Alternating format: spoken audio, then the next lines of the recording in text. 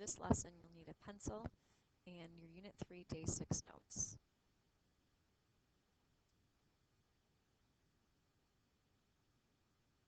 We have been working on graphing linear functions and seeing how we could use those to solve linear equations. Today we want to work on writing an equation for a linear function in slope-intercept form. Well, we know slope-intercept form looks like y equals mx plus b. M represents the slope and b represents the y-intercept. If we have those two items, we can therefore write the equation of the line in slope-intercept form. For example, we'd like to write the linear equation that has a slope of -2 and a y-intercept of 0, 5.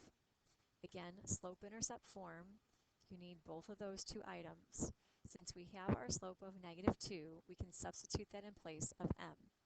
We have a y-intercept at 0, 5. We can take that and replace it in for b. So the equation with a slope of -2 and a y-intercept of 5 would be represented by y equals -2x plus 5. That is when we're given a slope and the y-intercept, those two pieces of information verbally. Well, what if we look at a graph? Can we also write the equation of a line that way? So in number 2, here's our graph, and we want to write its equation. Whenever we look at a graph, we look for some key features, and writing an equation of a line, you need to have the y-intercept. So you want to try to locate that on your graph. Here we can see the y-intercept is at 0, 3. That's one of the pieces needed for our equation. The next part is the slope. So we want to try to identify another point on our line that we know the coordinates of. Here, our point has the coordinates of 3, 1. We're looking to see how we can travel from the y-intercept to this new point on our line. We can see that it's a decreasing function, so I'd have to go down a certain amount and over to the right a certain amount to get to that point. Well, we're going down 2 units and to the right 3 units.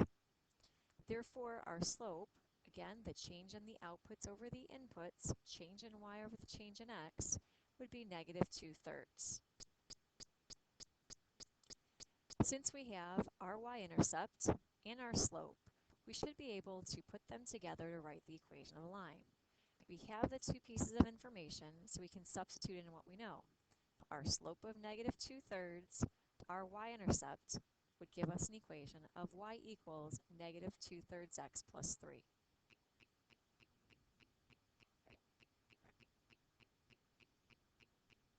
Well, let's write an equation of a line given the information.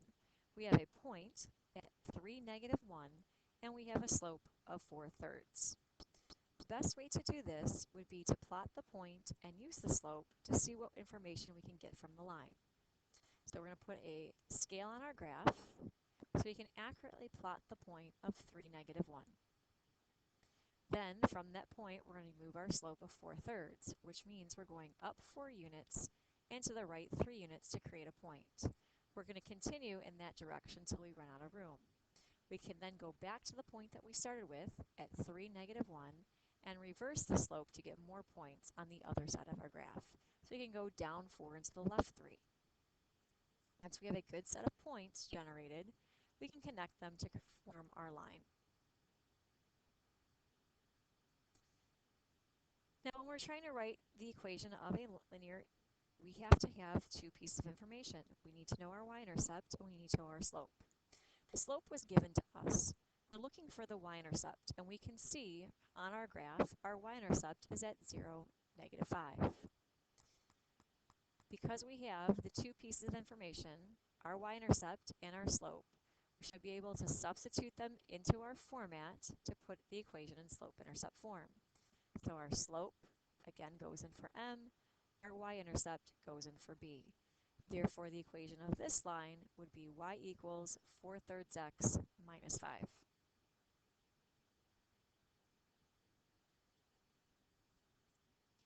Well, let's see if we can write the equation of a line given 2 points. Here we have the points -2, 5 and 2, -1 on the line. Again, before we can graph, we need a scale to accurately represent the location of these points. So if I plot my points, -2, 5 and 2, -1, these are going to be on our line. Well, we want to see what kind of movement is happening. From negative 2, 5 to 2, 1, 2, negative 1, we are going down and then over to the right. We are going down 6 units and to the right 4 units. I have that pattern, and I could try plotting other points on the line using that, going down 6 and to the right 4. I can connect these to form my line.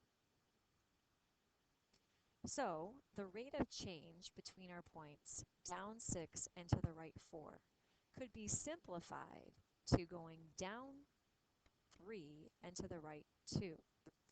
We can see if we go down 3 units and to the right 2, we have another point. Down 3 to the right 2. Down 3 to the right 2. By doing so, we can see that we have a y-intercept here at 0, 2. In order to write the equation of a line in slope-intercept form, we need to have the slope and the y-intercept. With those two items present, we can substitute in those values and write the equation. So again, we know that the slope is negative 3 halves and the y-intercept is 2. So our equation for our line would be y equals negative 3 halves x plus 2.